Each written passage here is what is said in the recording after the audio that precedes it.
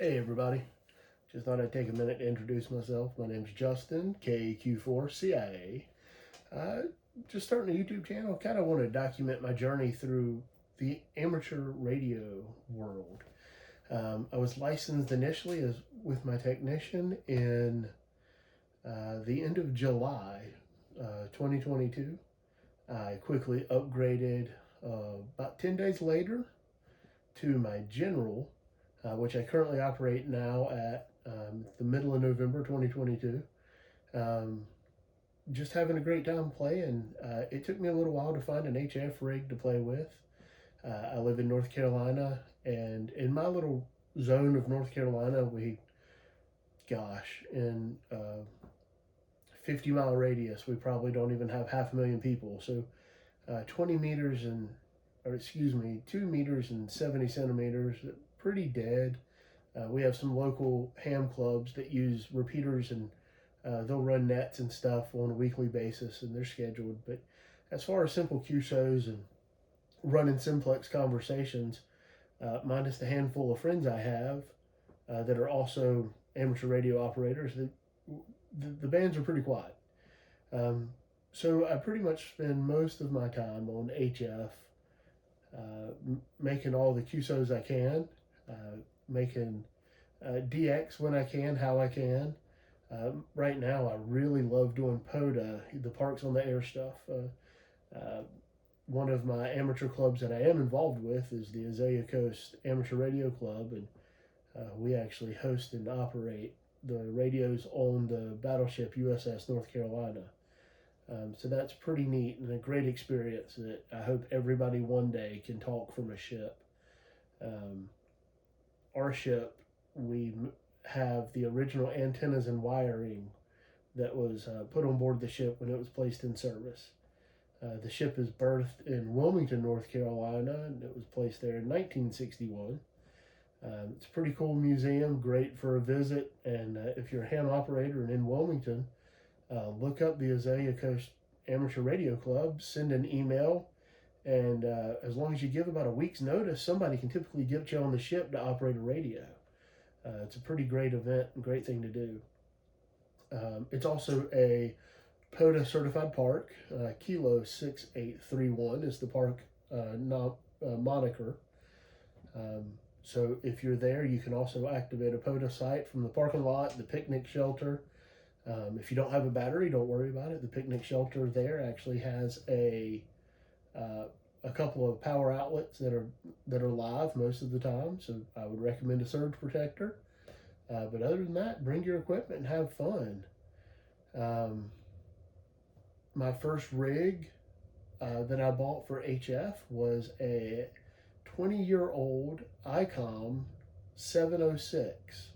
It's not the 706 MGK 2 or the 1. It is the original 706.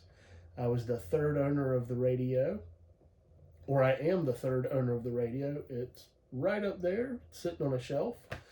The radio came off a sailboat. It was placed on the sailboat in the mid 80s or in the early 80s, and the owners of the boat used it on the water for their communication system. It does have the Mars mod, so it is available on every frequency to transmit on. Not certified, of course, by the FCC to transmit on them, but I'm guessing somebody did somewhere. That's paired with a MFJ 939 tuner. The tuner itself is also about 20 years old. The radio then went to a home in South Carolina, and I bought it off the fella that had it in South Carolina. He had the radio for about 2 years, and he upgraded to a Yaesu 891, and he was gracious enough to sell me the radio and tuner. It was a great first package radio. Plug and play. The tuner was already connected with the data cable. He gave me a jumper wire for the coax. So it was everything I needed. All I needed was my own antenna at the house, a power supply, and I was off to the races. It was a great journey.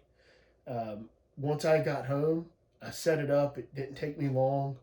Again, one coax in and connect my power to my power supply that I have for, I already had a 2 meter and 70 centimeter UHF VHF mobile that I have set up in my shack.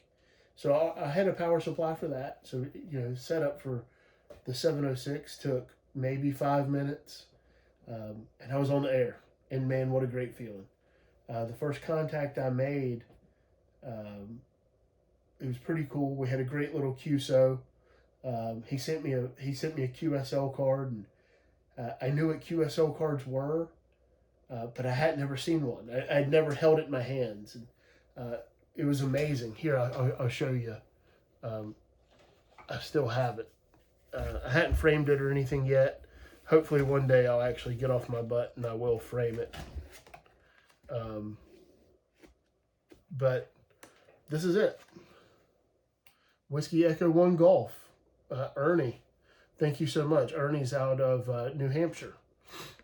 So that was it. That was off to the races. Once I started becoming more active in the HF world, I instantly fell in love with Parks on the Air, like I said. There was a few buttons. I had some friends that were activating, and there was a few buttons and a couple features that a 20-year-old radio just doesn't have. I realized I wanted an upgrade, so I started looking around and started asking and watching all sorts of videos. Thank you so much, Ham Radio Crash Course, Ham Radio 2.0. I mean, there's 100 other websites and YouTube channels that I've watched and read reviews, and everywhere from Ham Radio Outlet to Gigaparts to DX Engineering. And I mean, simple Google a radio and then add the word review. Hit the search button and boom, there you are. You're searching, you're reading. I read reviews and I was looking at what was popular and what features I wanted. One of the features that I really wanted was, it sounds trivial, but I wanted a kickstand under the radio to elevate the face up a little bit. I'm not a tall fella. I'm just under 6 feet.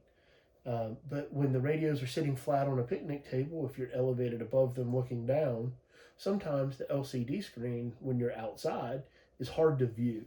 So being able to line that up with your eyesight a little bit better, just pitch it forward some, you can see it a little better. The 706 I had didn't have a kickstand, so that enabled me to, that was one of the things I knew.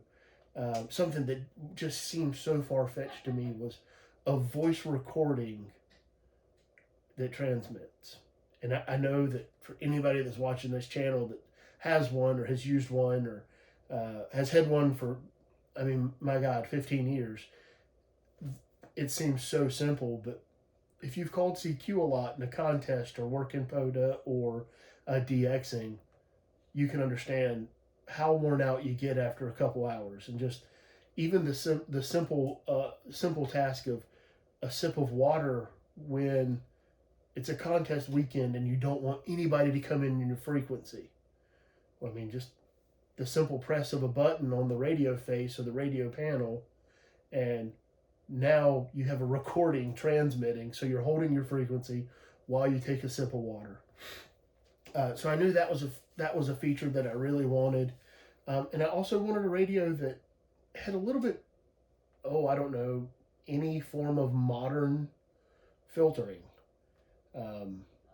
So I ended up choosing the Yaesu 891. It's got great filtering. The fidelity on the internal speaker is average, I would call it. I've heard some that sound great and some that don't sound great. But I did pair that with a headset, and I chose the Heil ProSet 6. I absolutely love it. Best headset in the world, and I hadn't tested them all, but I don't want to test them all. I fell in love with it. I have a foot pedal and a hand switch. I use the foot pedal in my shack. I hadn't mounted it to the floor. It's not Velcroed to the floor, no 3M sticky stuff. I kind of like it loose, and that way I can pivot in my shack, under the desk. My foot doesn't have to find a home every time. I can kind of move it around as I get comfortable moving the chair. And then I also have the hand switch for it, which is great when I'm in the field or when I'm activating from a car or I'm mobile and I don't want to have to hold a microphone up. I can just leave my hands in a more natural position and just key the button up and talk. it's a wonderful push to talk. And then the foot pedal, of course, lets you be hands free, so that your hands can go on a keyboard and type. And if you're working a pile up, that becomes a big deal. But that's it. That's what I'm running right now. My Yaesu 891 is paired with another MFJ 939Y auto tuner. I have a resonant antenna from My Antennas. It's a 7510, capable of 2,000 watts with a 50% duty cycle. It's 134 foot long wire half wave infed. I have it mounted to a pole, a couple metal rods in my side yard outside of my shack. I'm running an inverted L configuration with it. And I also have a G5R that I have set up as a inverted V. Both antennas have worked well for me. Right now, moving into the winter months, I'm having better luck with the half-wave infed. It's more resonant for me. So my antenna tuner never actually tunes anything. I absolutely love them both. In a later video, at some point, I'm sure I'll show you all of those, and we'll get into how I got them in the trees and how I got everything set up and how I break it down. I'm on the coast of North Carolina, so it's not uncommon for us to have hurricanes or high wind storms moving through. This late season, we had 2 hurricanes. So, it's important for us in this region to be able to drop your antennas and at least get them to the ground or out of the treetops. But yeah, that's it. I just wanted to introduce myself and give a face to the video and kind of let you know what I was going to be doing with this channel. I don't have any special equipment for videoing. I do own a MacBook Air, so I can have iMovie that I plan on doing my editing from. Right now I'm recording from an iPhone 10 or 11. I don't know. One of my kids had a little tripod, so it's sitting on a little tripod on my desk. I don't have anything fancy. Maybe one day, I doubt it, but you never know what the future holds. I hope y'all all have a wonderful day whenever you're seeing this. I hope you're blessed, and thanks. Hope you enjoy my journey as much as I have.